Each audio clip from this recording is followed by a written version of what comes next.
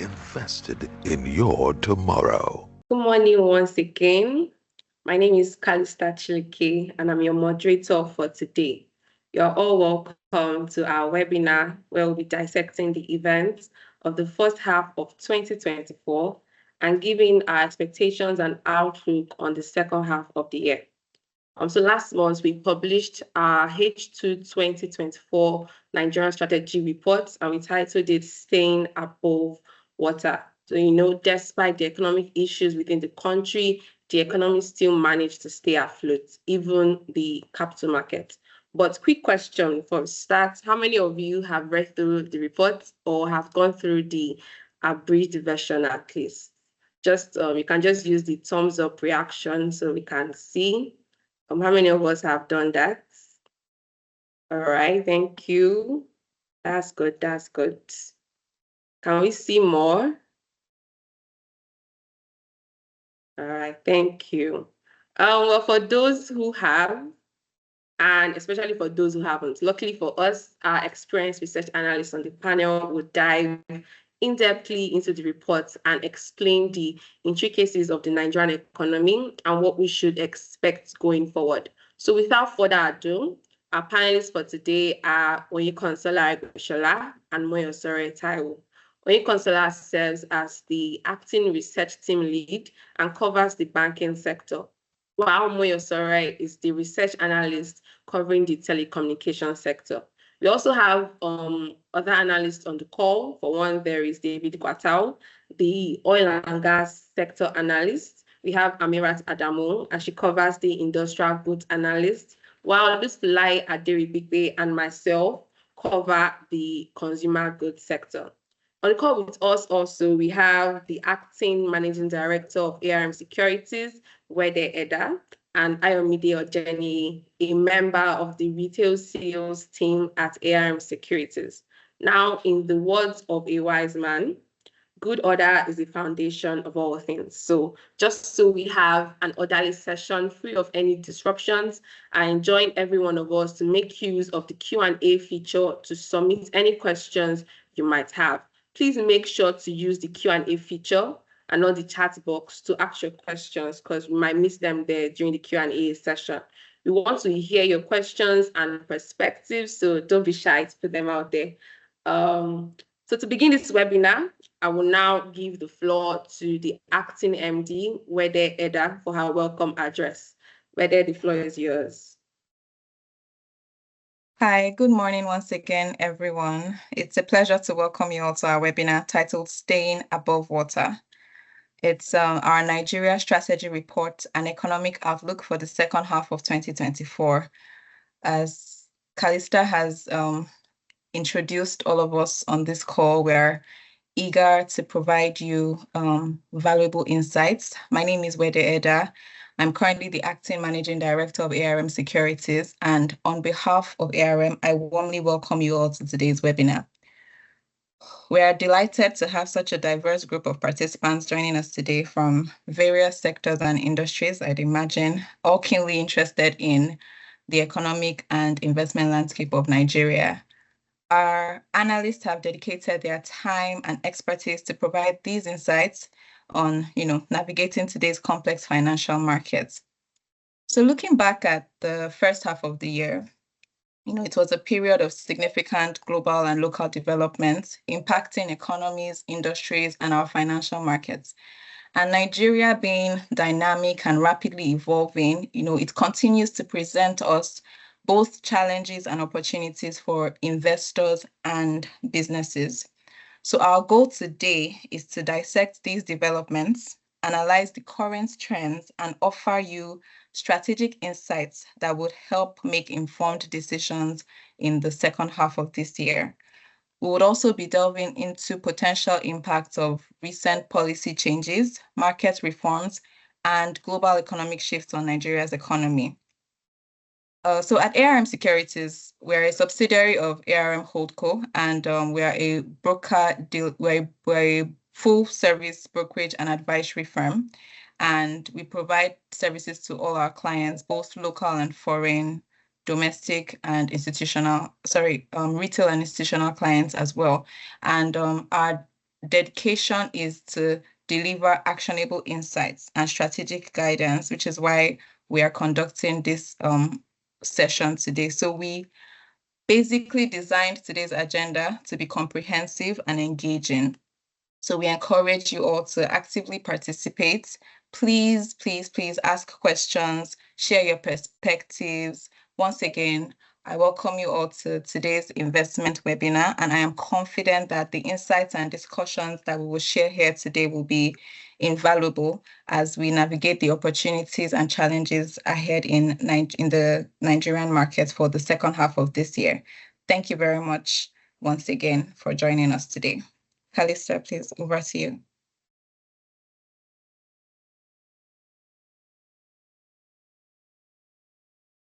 Thank you, Wede. Thank you, Wede, for that wonderful welcome address. Now, there's a poll in the chat, so we want to see how many of us on this call have an account with ARM. So you have heard Wede describe our business, and there are other subsidiaries under the ARM holdco. So let's see how many of us actually have an account with ARM, so we will know who I'm going to convert.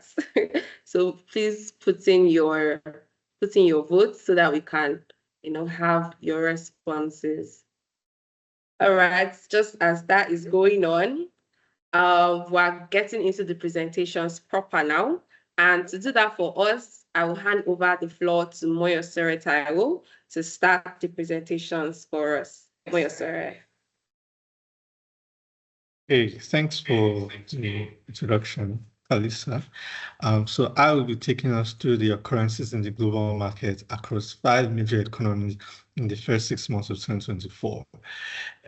So now I'll be starting with the US, and we saw in the US the Fed held rates constant during the first 6 months of 2024 as inflation remained sticky.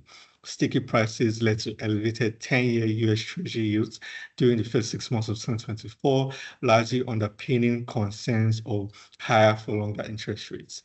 However, we saw that expectations, for a rate cut was very much pervasive, during those 6 months, and we saw that reflected in the Dow Jones Index, which is basically an index reflecting tech stocks, and it hit an all-time record high in May, following cooler than expected April inflation numbers. The Fed, maintained that, monetary policy rates will remain elevated until prevailing macro data suggests a cooling U.S. economy. For our projections, we expect that, the policy direction and market impacts following the upcoming U.S. elections to significantly impact global markets following macroeconomic constraints such as high debt levels and inflation concerns. Currently, the market is pricing in a first rate cut in the US in the September 2024 Federal Open Market Committee meeting, and we concur with this view, expecting at least one rate cut by the Fed in H2 2024. Now, next is the UK, and in H1 2024, we saw the headline inflation hit its 2% target year-on-year target level in May, while core inflation remained elevated at 3.5% on an annual basis. Services inflation was also on the upside at 5.7% year-on-year as of May, as the Bank of England held its benchmark policy rate constant at 5.25%, citing underlying inflation concerns from services and wage growth. On GDP, the UK recovered from its recessionary phase in H2 2023 in the first 6 months of 2024, suggesting that the nation may be on the cusp of a gradual economic recovery, and overall positive inflation data drove the FTSE 100 to an all-time high in May, ending the first 6 months of 2024 with a 5.71% year-to-date return. Following the recent elections, we anticipate that the policy direction of the newly elected government would largely align with that of the previous administration, and this continuity is expected due to the cautious approach necessitated by the Liz Truss mini-budget crisis in 2022. Furthermore, we have forecasted a rate cut in the UK in H2 2024, and as we saw last week, we expect that inflation is projected, to continue on its downward trend, in H2 2024. Next is the European Union, where we saw the first rate cut we saw the its first rate cut in May, following cooler April 2024 inflation numbers and optimistic European Central Bank inflation forecast. However, in June 2024, after the cut, May 2024 inflation data showed a spike in headline inflation, which prompted concerns about a premature rate cut. Additionally, events such as the Olympics and major headline music tours, such as the Eras tours by Taylor Swift, raises concerns about stronger service inflation. So the new inflation data that we saw in May cast, aspersions, saw in June rather, cast aspersions of the ECB's forecast of a solid downward price trend by the end of 2024. We expect that the ECB will continue to hold rates through the rest of 2024, primarily to prevent an inflation entrenchment or resurgence following the earlier months of cooling prices. Now, moving over to Asia, in Japan, we saw the central bank exit its 16-year negative interest rate policy regime following the success of the Japanese workers' union's wage increase negotiation. The Bank of Japan had long maintained that only a possible wage inflation cycle could drive a rate hike.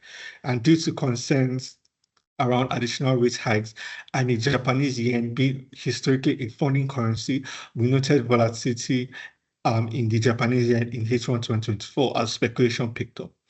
Looking at growth, we saw weaker private consumption and exports due to record high rates in the US, as well as weaker Chinese demand, which are both its major export destinations, referring to US and China now. And we saw this take a toll on Japanese GDP in H1 2024.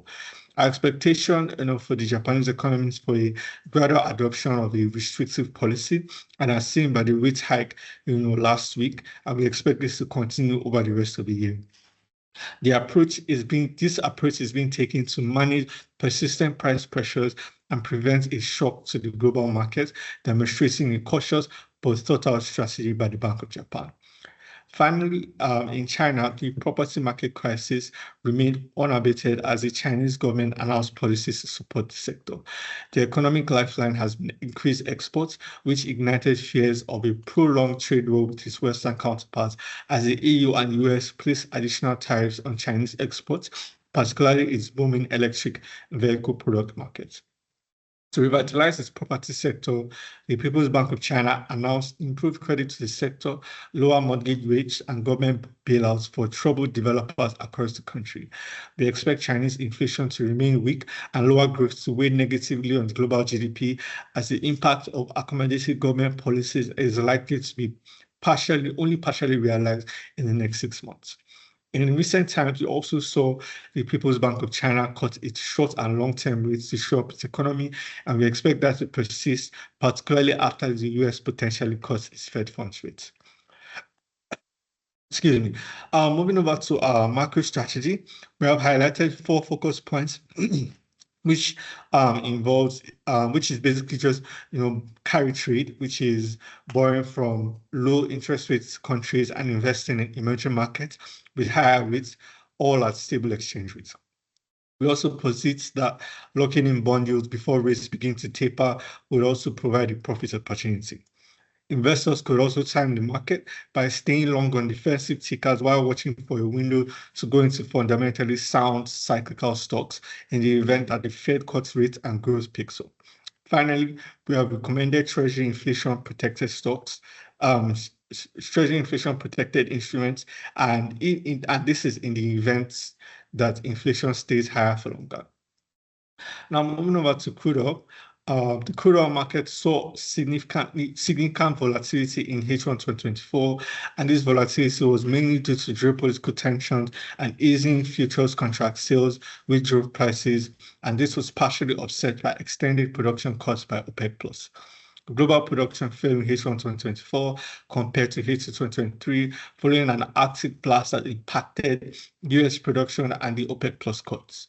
We also noted a slight decline in demand due to increased adoption of clean energy products and weaker demand across critical regions across the US, Eurasia, Russia, and the Middle East. Although factors such as continued OPEC+ production cuts and accelerated global economic recovery and geopolitical disruptions could lead to a sustained rise in oil prices, we opine that a relaxation of OPEC plus cuts and progress towards resolutions of geopolitical tension in oil-producing regions could trigger a decline in oil prices. Consequently, our base case forecast for Brent crude is $78 per barrel, while our bull case stands at $86 per barrel. Now I'll hand it over to my colleague Oinkan to take us through the next couple of slides. Oinkan.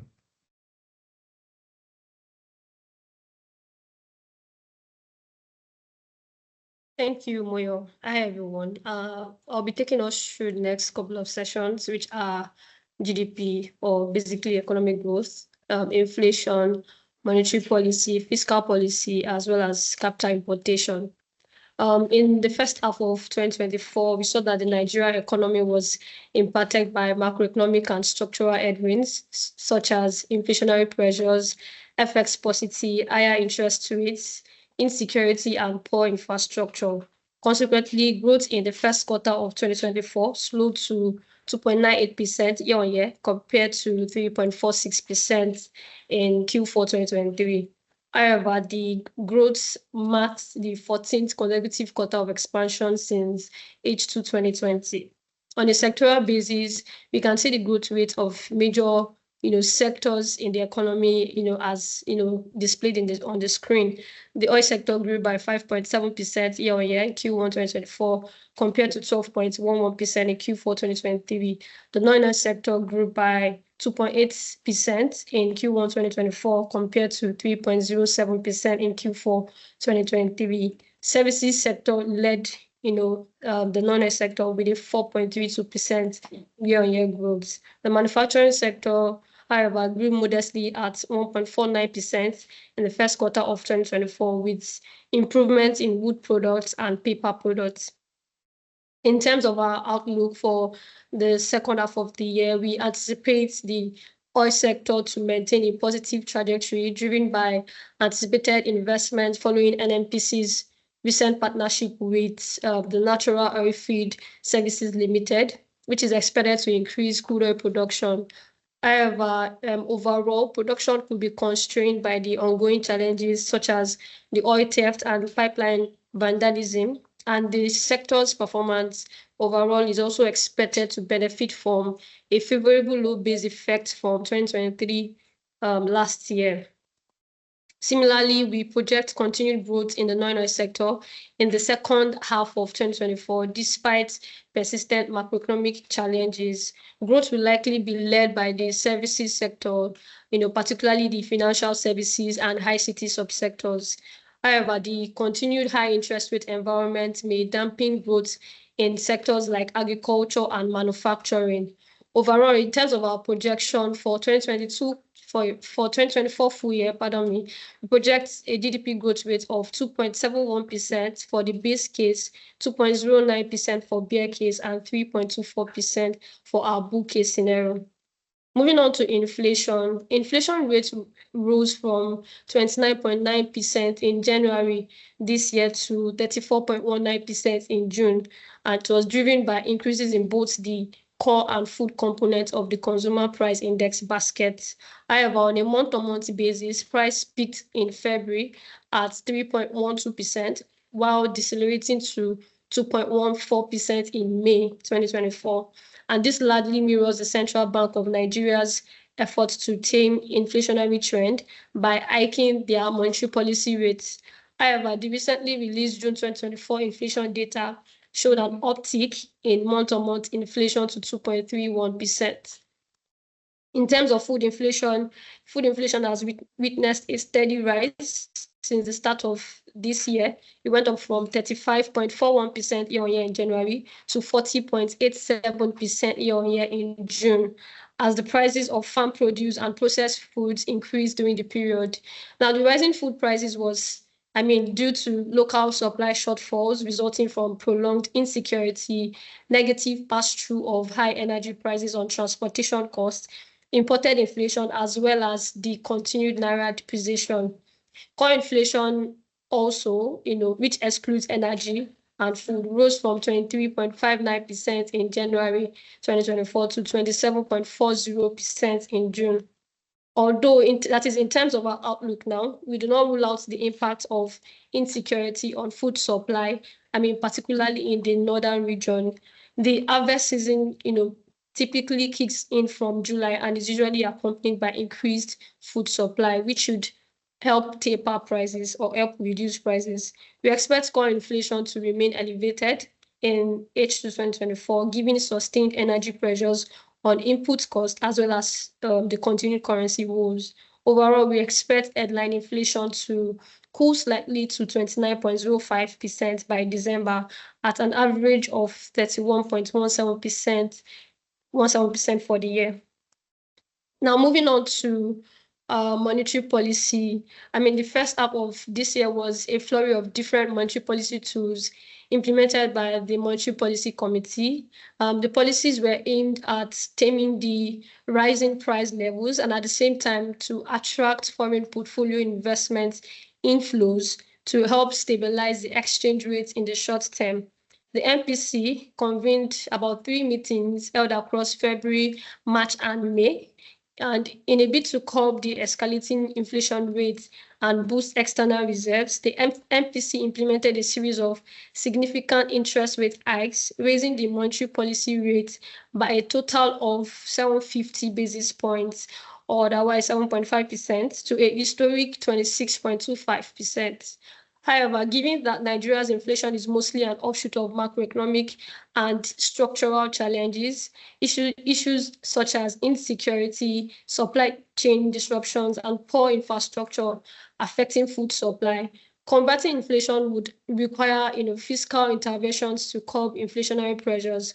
Overall, we believe that is in terms of our outlook, we believe that the aggressive hiking campaign of the MPC might be over, and we may most likely see a hold stance for the remainder of the year or a further 50 to 100 basis hike. Moving on to fiscal policy, underwhelming revenue, particularly oil revenue, has been a prolonged issue in the fiscal space. Although in terms of oil price, average oil price increased to about $86 in the first 5 months of this year from $80 in the same period in 2023. It was a different story for oil production. Oil production declined by 3% to 1.4 million barrels per day for the same period in 2024. Overall, while we expect oil revenue to receive some boost following the floating of the exchange rate, we are still less optimistic of the realization of the projected oil revenue. In contrast, we expect non-oil revenue to outperform, as data from the National Bureau of Statistics reveals a respective year-on-year increase of about 109.93% and 101.65% in company income tax and value-added tax in the first quarter of this year. In terms of expenditure, we do not have, we have not had a budget implementation report since September 2023. We believe that expenditure would expand majorly due to partial subsidy retention and higher debt servicing. We expect domestic borrowing to continue to dominate this year due to current unfavorable Eurobond pricing, which is as a result of the elevated interest rates environment that has permitted both developed and developing markets since the first half of 2022. Now, moving on to capital importation. Despite persistent structural challenges and higher for longer interest rates in major developed countries, we noted that total capital importation increased by a substantial 210.16% to about $3.8 billion USD in the first quarter of 2024. On a quarter-on-quarter basis, it increased by 198.06%. This represents the highest capital inflow recorded since Q1 2020 and signals a gradual rebound to pre-pandemic levels. Now, the uptick in capital inflow is attributable to initiatives undertaken by the federal government as well as the CBN to regain investor confidence in Nigeria while promoting transparency, particularly on the CBN side. Furthermore, the subsequent appointment of Mr. Olayemi Cardoso as the CBN governor also saw a return of traditional monetary policy measures and a commitment to resolving all legitimate foreign exchange backlogs. We believe these measures, alongside the elevated interest rates, contributed to the influx of capital over the period. In terms of our outlook, overall, the outlook for capital inflow in 2024 is cautiously optimistic. We anticipate elevated yields in the Nigerian fixed income markets would attract FPI investors seeking value-added alpha on their portfolios, especially as developed economies potentially begin cutting rates in H2 2024. We've already seen the Bank of England toe that part. Additionally, improved FX liquidity is anticipated due to several factors like the World Bank's 2.2 billion credit facility, the planned launch of a 10 billion diaspora fund, and a possible Eurobond issuance, as well as budgetary support and low interest funding from development finance institutions. Now I'll be handing over to my colleague Moyo, who will then close out the presentation. Thank you. Thank you, Info. So for currency, we saw a substantial departure from non-traditional monetary policies in H1 2024. And amidst the several circulars that was released by the Central Bank of Nigeria, we saw the return to an appearance of normalcy in terms of policy making in the FX markets. The initial 7 billion foreign currency legacy backlogs, or 4.6 billion after subtracting the 2.4 billion US dollar invalid claims, were fully cleared earlier this year, and what followed was a 750 basis point hike in the monetary policy rate. And this rate hike led to strong foreign capital flows during the first 6 months of 2024. But regardless, the currency markets was volatile as fiscal monetary policy disharmony mainly resulted in profit-taking activities during the period. And another positive development we saw was the exchange rate convergence during the period. And as seen on the graph on the screen, the official and parallel market exchange rate traded with relatively lower premium in the latter months of H1 2024. And this is a clear sign of the CBN's effort to remove encumbrances in the FX market that were prevalent during the previous administration.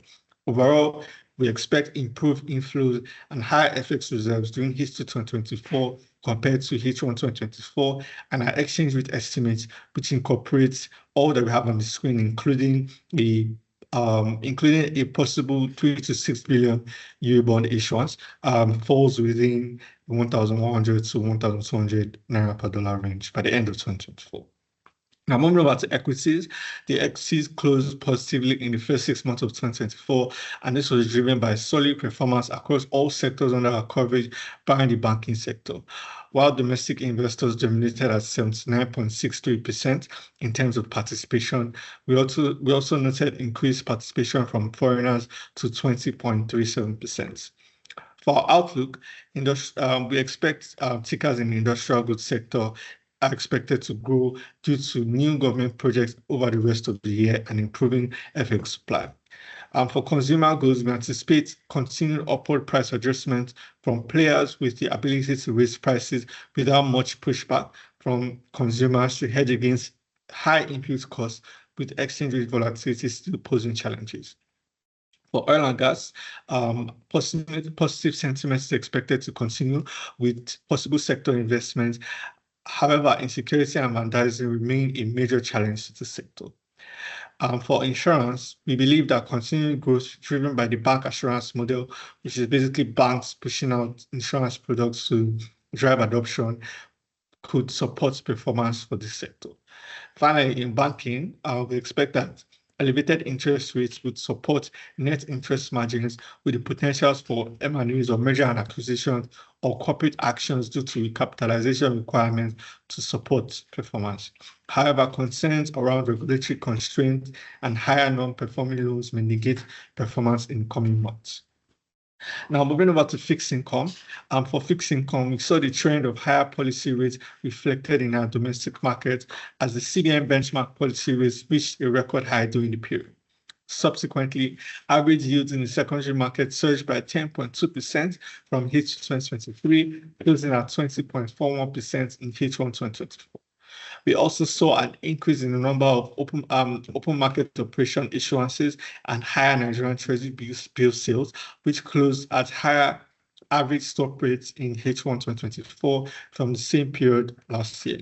This increased activity aligns with the CBN's liquidity management strategy and the foreign exchange market stabilization efforts.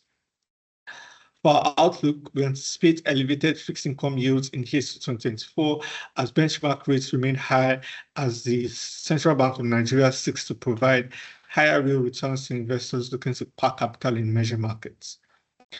Now, moving over to our capital market strategy. In equities, we will find that investors focus on high dividend-paying stocks with strong fundamentals in the banking, oil and gas, and industrial goods sector. For fixed income, given the expected high short-term yields, we expect that investors will maintain a short position, which is basically hold a negative sentiment on their current holdings at the short end of the curve. And for investors with a long-term horizon, they may also consider locking in high yields offered by long-term bonds to benefit from current elevated rates. Now, finally, for our ESG, which stands for Environmental, Social, and Governance, our scoring methodology was derived from Bloomberg, and it is shown on the slides. And based on this methodology, we can see that Guinness is the only ticker which boasts a leading ESG score among its peers due to its waste management strategies and water conservation initiatives.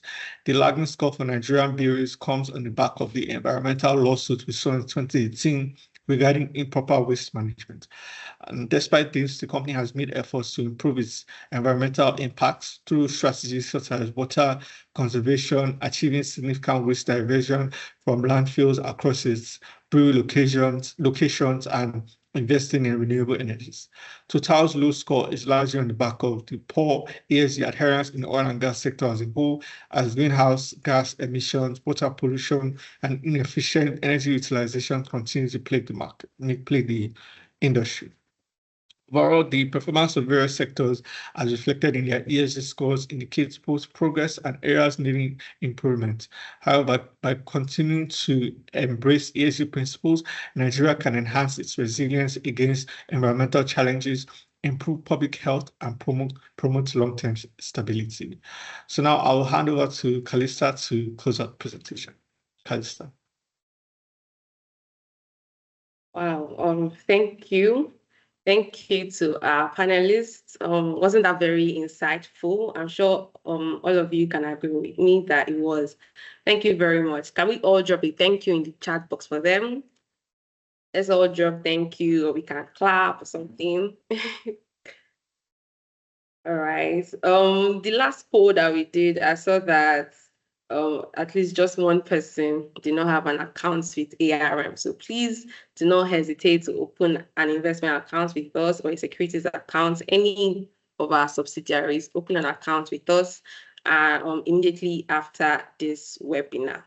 There's another poll in the chat. We just want to, before we get into the questions, please answer the poll question in the chat box. How long have you been investing? Have you been investing for less than a year, between 1 to 5 years, or over 10 years? All right. Okay. So I think we can get into questions. We're now in the Q&A session. So please let's drop our questions in the chat box or in the Q&A feature. I'm sure we can all see the Q&A feature on our screen. Let's start dropping our questions.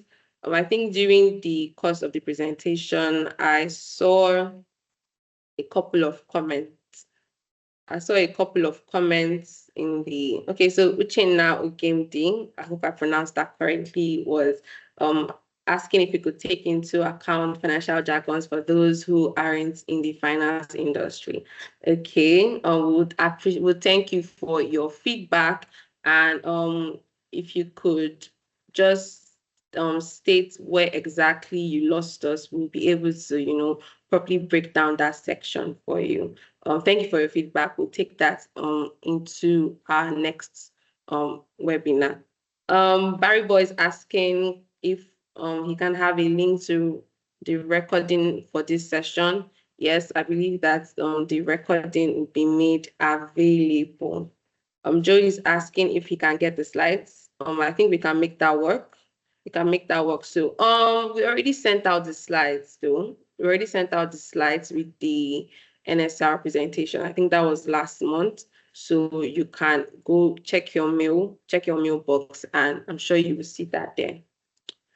Okay. Your questions. Do we have any questions for the panelists? Any questions pertaining the economy, your investments? All right, Janet. Okay. I would appreciate if we could use the Q&A feature actually, so we don't miss your questions on the chat box. But Janet's asking, what is our view on the global sell-off on Monday? Did you see a global recession happening soon? And how do you see this affecting Nigeria's economy and the market? Okay, so I'll hand that over to Moyo. Moyo, do you want to take that? Yeah, thanks for that question, Jeanette. So I think, the global sell-off on Monday, was largely attributed to the poor jobs US report and, also concerns, around the rate hike from Japan, because Japan was, like I mentioned in my presentation, Japanese yen has largely been a funding currency because of the historically low interest rates, right? So when they raise the hike, or when they raise their interest rates, people who were borrowing, right, Japanese yen was scared that there would be additional hikes, and just decided to close their positions or basically sell off the Japanese yen. Sell off right in the Japanese market. So in terms of whether there's going to be a recession, I think the reaction was the reaction to that was what would I say, was exaggerated, right? Because while the jobs report was poorer than expected, right?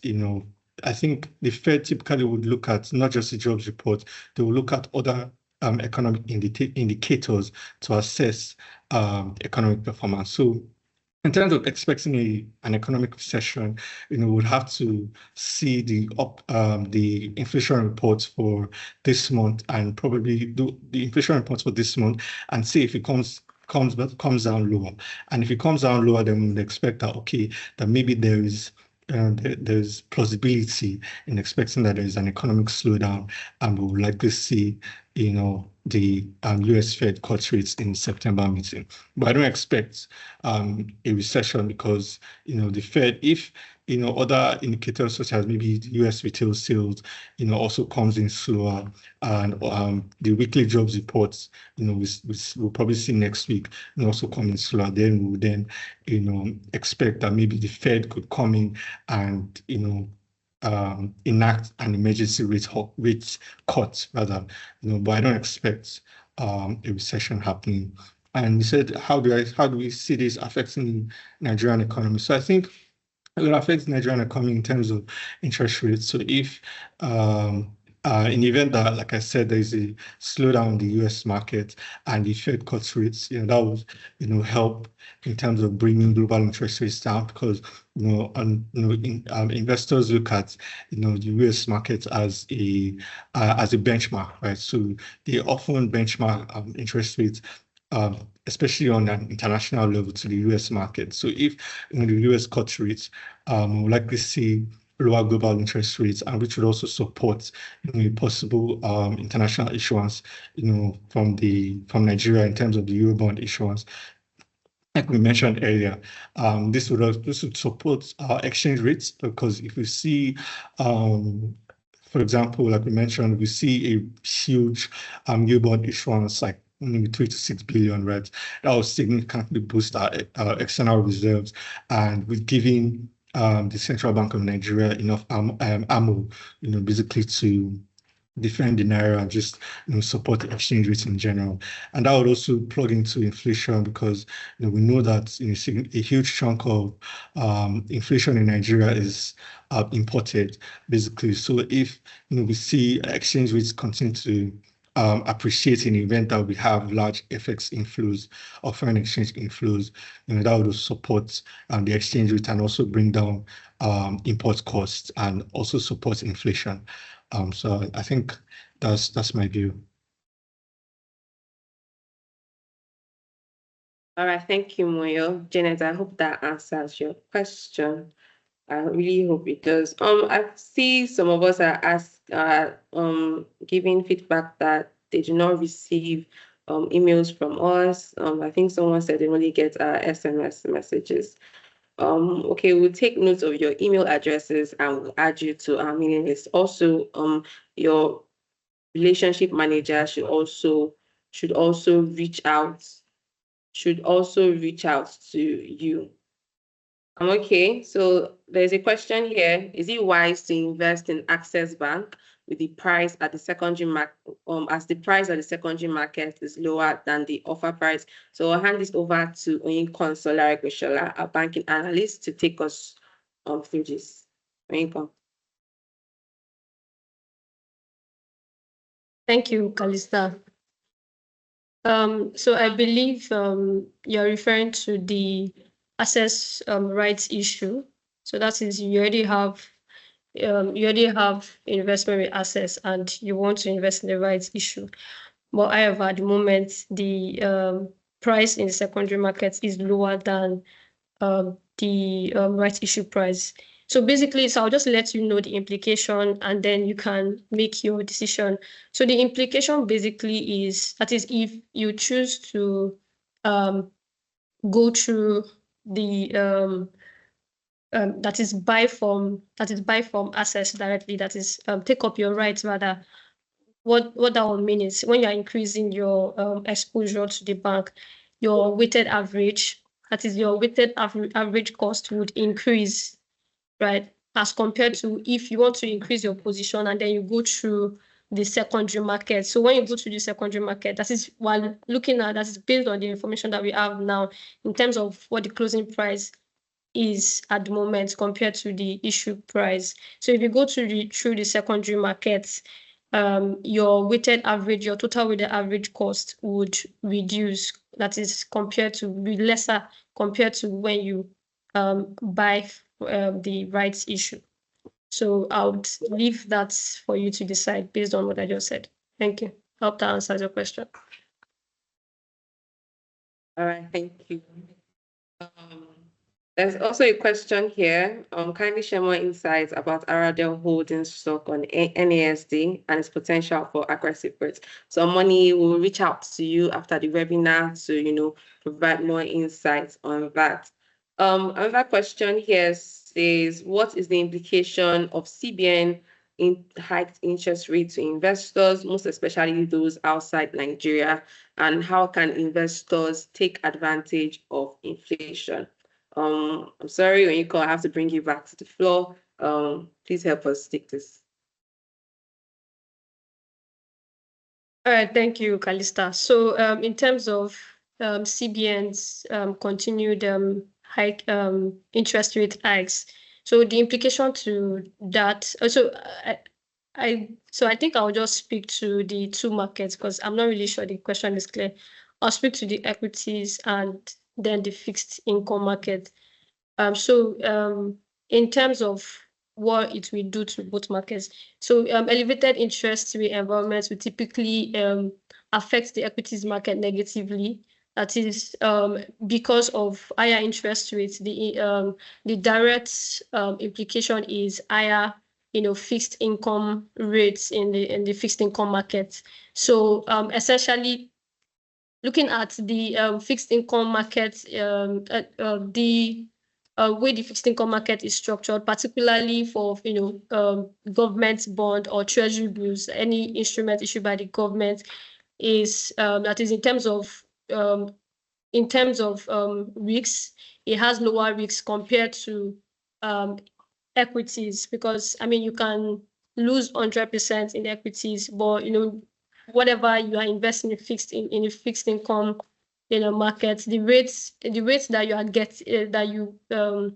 that you bought it at, that's actually what you get at maturity. So if you bought an FGN bond, for example, at 20% annual interest rate, that is exactly what you will get at the end of the year. So so because of the elevated interest rate environment of the fixed income market as well is enjoying higher rates. So it makes sense for some investors to pull out their funds from equities to the fixed income market. So that's basically the implication to both markets. Though that is, there'll be some sell-offs in the equities market for especially investors with lower risk appetite that would rather invest in the fixed income market.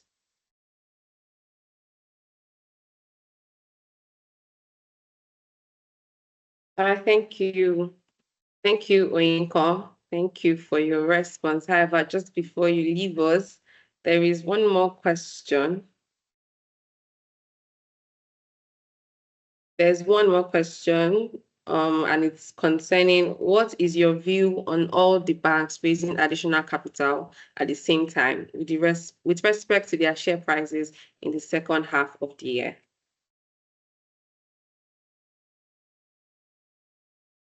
All right, thank you, Felista. So in terms of the banks, raising capital almost at the same time, I mean, the direct implication is more liquidity, or that is more liquidity in the market. What I mean is we have all of them trying to raise capital at the same time. That is, trying to raise money from both domestic investors or from investors generally. So what that would do to them in the short term is to create a pressure, and particularly in the secondary markets. That is, that's one of the reasons why we've been seeing that sell-offs in the banking tickers. We've seen most of them at year-to-date loss due to the banking recapitalization exercise. I mean, the sell-offs actually started when the recapitalization exercise was announced earlier in the year, and we'll continue to see that in the short term, given that most of them are trying to raise capital at the same time. But overall, in terms of, that is when we talk about our outlook, or in terms of like for in the long term, we do not expect such volatility to continue in the long term. I mean, most of them they have good fundamentals, particularly the FUGAs, that's the big five. They have good fundamentals, and the high interest rate environment is helping their margins, or would continue to help their margins. So in terms of their fundamentals, they are good. But because of the capital raising exercise, it will put pressure on their share price, on the exchange. So that's the implication in the short term. All right. Thank you, Oyinkan. I still see some questions. Some of us are still putting questions in the chat box. Okay, so there's one from Ayobami Jolade, and he says, given the macroeconomic headwinds facing the Nigerian economy, do we expect more multinational companies to exit the country, especially off the back of exasperating FX losses? So I think Moyo will be able to handle this. Moyo, please. Okay, thanks for that question. So I think, the FX challenge we're seeing, it's unfortunately, it's a very exasperating one, like you said. In terms of expecting more multinationals, it would depend on, I would say, their market position in their respective industries, right? So if, I don't know the particular multinational you're referring to now, but if, say multinational, for example, in the consumer goods space, which like we mentioned in our presentation, where they're able to, adjust prices, to reflect, higher costs for them, they would obviously be able to price out, also increase price, right, without really losing out on market share. So I would say in terms of assessing each multinational and their potential to exit the country will be, what do you expect, their revenue forecast, to be? What do how do you believe based on, the level of competition in the markets in terms of their peer, uh, in terms of peer groups, what's the level of competition, how profitable or how soon would they be able to exit the markets, given that we expect, some foreign exchange challenges through the rest of 2024. So, and I think I can't give you, a specific answer, but I would say because it's a generic question. But in terms of multinationals, I would say we have to assess them in context of their industry, in context of competition, context of regulation, and these will give you, better insights in understanding whether there will be more exits in that industry or not. All right, thank you. Thank you, Moyo. But before we release you, there's one more question here that says, how should the Nigerian economy brace itself up for the looming wide-scale military conflict in the Middle East and its potential effects on oil prices? Okay, if you're saying, I'm not sure if you're saying that it's a spillover to Nigeria, but I really doubt that. But in terms of the impact on the Nigerian economy, I would say if there is a direct attack, I'm going to assume you're referring to Israel and Iran, and if there's a direct attack on Iranian facilities, then we would see oil prices spike, which is positive, right? Because Nigeria is we all know that Nigeria is an exporter, and that would support revenue flows into the country. So higher oil prices generally would be very, very beneficial for us in Nigeria. So I think I've answered the question on potential effect of oil prices. So it to be higher, but it will only be higher for a long time if there is a direct attack, if there is an impact on supply, right? But we would see that volatility continue to happen because investors will price in the possibility of that attack happening. But it staying higher for longer will depend on if there's an actual impact on supply.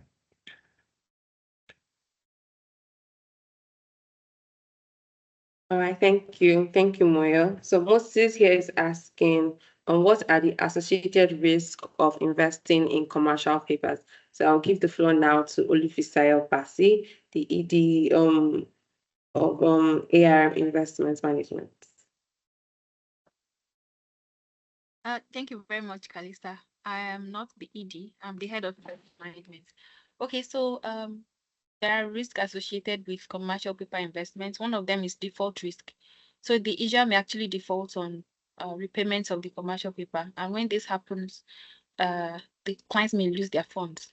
So that is why it is important to research into the company that is being invested in or request for our opinion on the commercial paper before investing in it. There are some other risks as well. There is the reinvestment risk. So for example, you've locked in a commercial paper at a high rate, maybe 27%. And when it matures, maybe it's 270 days, it matures and risk rates in the market have crashed by then. That means you'll be exposed to that risk of reinvesting the proceed at a lower rate. So that risk is also there. There is also market risk where interest rates could go up. So for example, you had invested at 28% and market rates increased to 30%. That's an example. So in that case, you would see instruments in the market, offered cheaply. So you are getting more from new instruments in the market compared to what you have.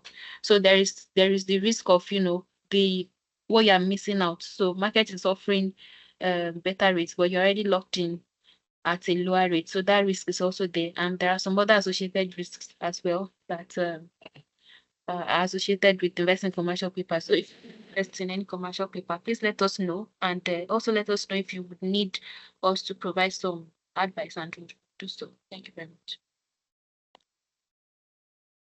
Thank you. Thank you, Fisayo.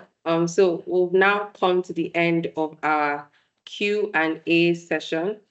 And thank you to our panelists. Thank you to our analysts for actions. And thank you to the audience for those questions. I'm sure clarity was given to each and every one of you. So there's a new poll for us. Please, we want to know what type of investors our clients are, and clients and prospective clients are. So what type of investor are you? Do you not like risky investments, or are you a moderate risk investor or a high risk taker? Please let us know. So now to give us his closing remarks, I will now welcome Ayomide or Jenny to take us on that. Ayomide.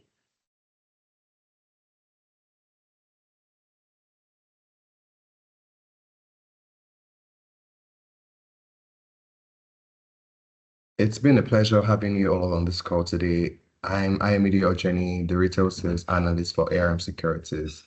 As we conclude our H2 Economic Outlook webinar, I want to express my sincere gratitude for your active participation and engagement. Today have been filled with insightful discussions, which has deepened our understanding of Nigeria's economic and investment landscape. First and foremost, I would like to thank our esteemed panelists for generously sharing their expertise and perspective. I also want to acknowledge the hard work and dedication of our research team at ARM Securities. Today's discussion have underscored the critical importance of staying informed and adaptable in our dynamic economic environment. As we look ahead to the rest of the year, it's essential that we continue to monitor developments, refine our strategies, and remain agile in our decision-making.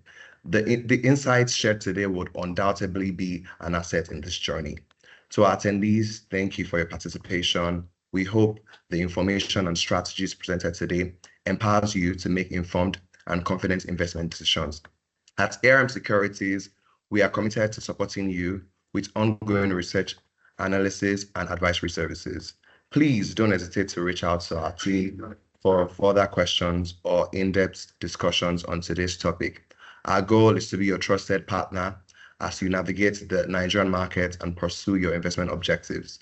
Our diverse range of businesses at ARM include stockbroking, trusteeship, asset management, financial advisory, house infrastructure, and agriculture. Positions us to meet the evolving needs of our clients. Truly, we are invested in your tomorrow. In closing, I want to appreciate and reiterate that we look forward to continuing this dialogue and supporting your endeavors. Engage with us on all social media platforms at ARM Engage to stay updated. Thank you once again, and do have a fantastic day. Thank you, Ayomide. So we have now come to the end of the webinar, and I want to say a very big thank you to our panelists and to you, the audience, for making this a huge success. If we're not able to get to your questions, be assured that we will attend to them immediately after this webinar. Just like Ayo has said, if you have any inquiries or questions, you can send them to any of the email addresses on your screen, or follow us at ARM Engage on all our social media platforms. Our panelists, Onyeka Osolaregbe and Moyosore Taiwo, are also on LinkedIn, and you can follow them on there as well. Thank you once again, and do have a wonderful rest of the day. Bye.